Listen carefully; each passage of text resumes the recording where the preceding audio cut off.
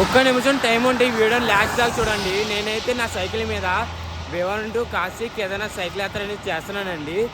కాశీ యాత్ర అయితే చాలా బాగా జరిగింది. ఇప్పుడు కేదార్నాథ్ వెళ్తున్నానండి 45 కిలోమీటర్లు. ఇదిగోండి హైవే అండి మొత్తం అంతని. వర్షం అయితే గట్టిగా పడుతుంది.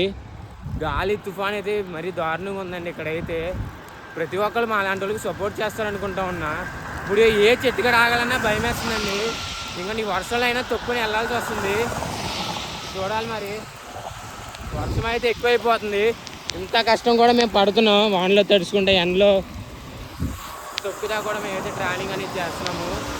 చూడండి, మీరు నమ్మకపోతే మీకు కనపడుతుంది కదండి వర్షం పడేది. మొత్తం తడిసిపోయిందండి ఆల్రెడీ.